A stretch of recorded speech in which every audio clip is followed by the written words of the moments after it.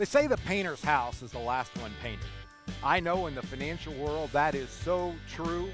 If it was left up to me to take care of my own stuff or yours, sadly enough, I end up working on yours. That may be shocking, but it's reality. That's why I have my own financial planner at the Financial Enhancement Group. Aaron Rayum, Darren Hardesty jointly work on myself and my family situation, because I think that planning process and an outside source is so important to have in making decisions and documenting realities. Go to yourlifeafterwork.com. Get somebody, not that they necessarily know more, not that they're necessarily smarter, but somebody who's got an outside viewpoint, outside opinion to help you document your plan and your strategy. Go to yourlifeafterwork.com or call 800-928-4001. Welcome to Your Retirement Playbook. I'm your host, Joe Clark. Happy to be here along with you today. Have you ever known that you're getting ready to do something that's going to get you into trouble? I'm about to do that, and I'm sure I'm going to get some pushback and some conflict. To some of you, this is going to come of no surprise. To others, it may be a little shocking. I was blessed to teach at Purdue University for 7 years, 14 semesters. About 250 students went through my classroom, and I created my own curriculum that Purdue had to sign off on and the CFP board had to sign off on in order to do what I did. I thought it was important, and I'm glad I did it. Ended up trademarking it, and that is our proprietary process that we use at the Financial Enhancement Group today. But I started each class on the very first day by saying, you know the 3 rules in Indiana. You've all heard them. You're not allowed to talk about money, religion, or politics. And most of them, the ones from Chicago hadn't always heard it, but many of them had. The foreigners had not heard it because they almost always talk about money. But the Indiana Hoosiers said, oh yeah, I know that. And I said, here's the deal. I'm a Christian conservative that manages money. Now, first and foremost, I didn't say that to offend anyone. We certainly take care of people at the Financial Enhancement Group that aren't Christians and aren't conservatives. Obviously, our profession is dealing with money. So why in the world would I say something so abrasive to some, or to you for that matter, on this radio show? And the answer is, you need to understand the lens with which I teach. And that's really what this show is to me, is a body of instruction. I feel very, very blessed to have learned things along the way. And in the years past, this is my 25th year of doing the radio show. It's 25th year for Financial Enhancement Group, and I started the first year.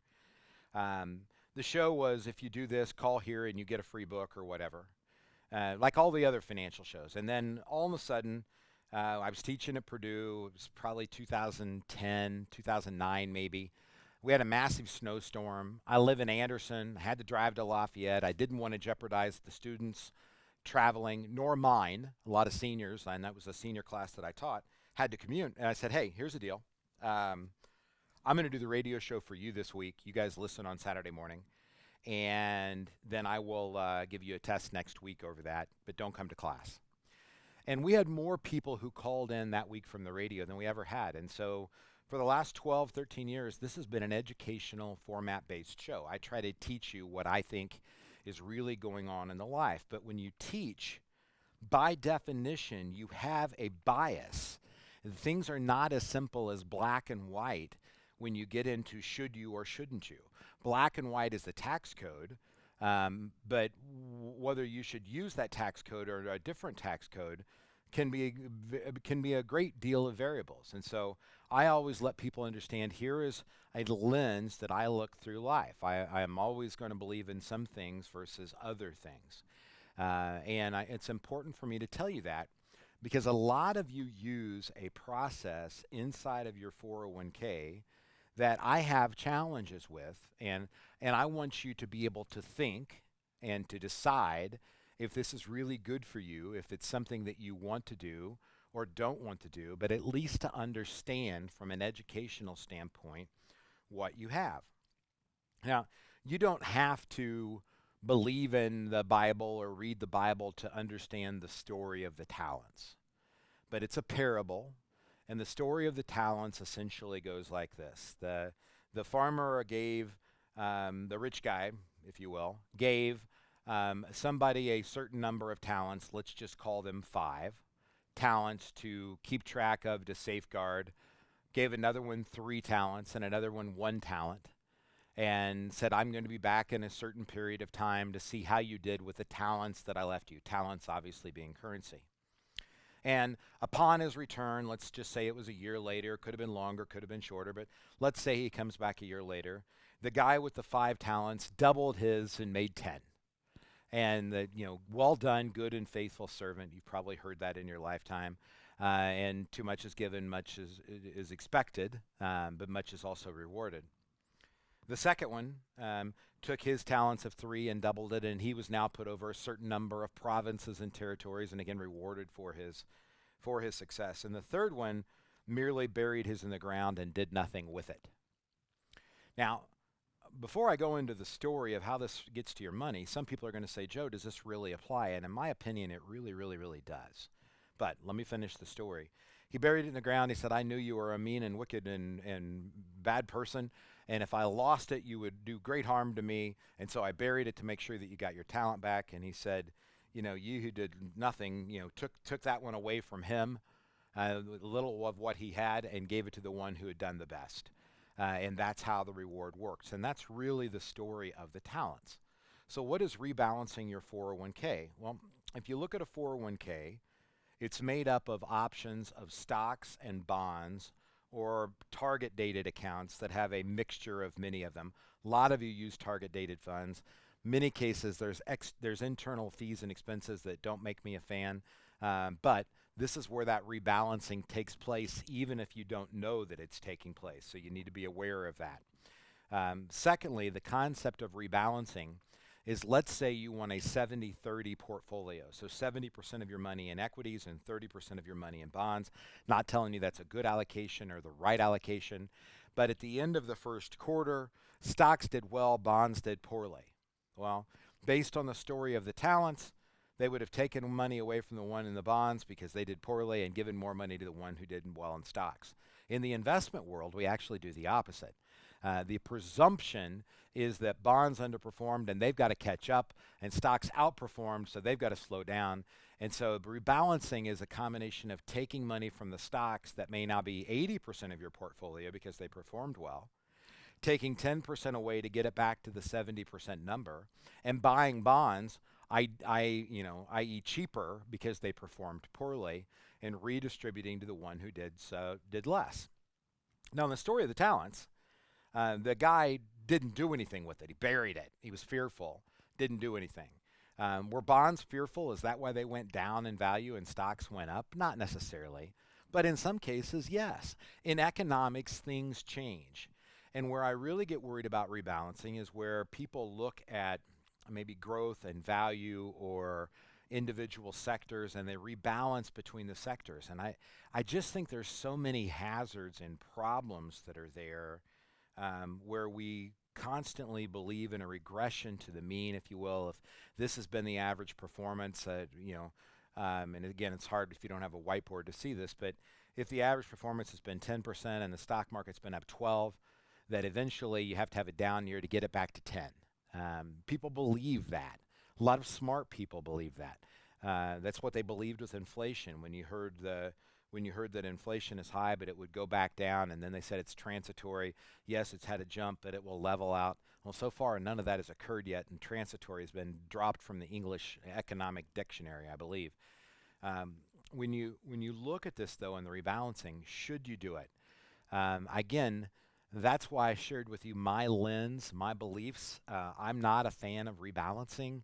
By definition, especially on the quarter, I know that it's coming as a professional money manager. I know how much money's in 401ks. I know how many of these plans are set up or the percentage of assets that are. And so we know by definition companies that perform better do worse the first 3 days of a quarter because they're about to get sold as this rebalancing takes place. See what I'm getting? It's you've telegraphed a punch 90 days ahead of time if you knew who the performers were going to be. We know when there's things we should buy and some things that we should sell, just under the premise of what's going on inside of a calendar. And we're not the only ones. Anybody who pays real attention to this understands that that's going on. But my lens, my beliefs, that's why I shared them with you. I can tell you how to rebalance. Whether you should do it or not is really up to your beliefs. And I don't mean politically, religiously. I mean your financial strategy that you have documented. If you're going to rebalance, I don't think you can do it periodically. I think you've got to say, I'm going to do it quarterly, or I'm going to do it once a month, or I'm going to do it once a year. But you do it, and you do it continuously. What you can't do is to deviate that path that you're on in terms of where it is you want to go and where you want to travel. So there is, in most 401ks, there is an election that you can use to automatically rebalance. And that rebalancing, again, merely means they are going to keep on a quarterly basis your percentages to be the same. So if stocks went up relative to bonds, they will sell some of your stocks and buy more of your bonds at the end of the quarter. And they typically make you do it not by stocks and bonds, but by the funds. You've got 10% in one fund. If it did well, it's now 12% of your 401k. They're going to sell 20% to get it back down to 10 and redistribute amongst the losers of the quarter that newfound gain that fund had. The target dated funds, again, some of those are automatically set to rebalance. Some of them aren't. You have to go in and look, but it's one of those elections you can make. Should you stop quarterly rebalancing? Well, that is a decision that you have to make. I think a far more important conversation than simply rebalancing is making sure that you have your money in the right asset classes in terms of where you are. We had a guy a few years ago that set up his allocation in his 403b at Purdue. He's a professor, set up his allocation in the early 1980s and never made a change until he retired.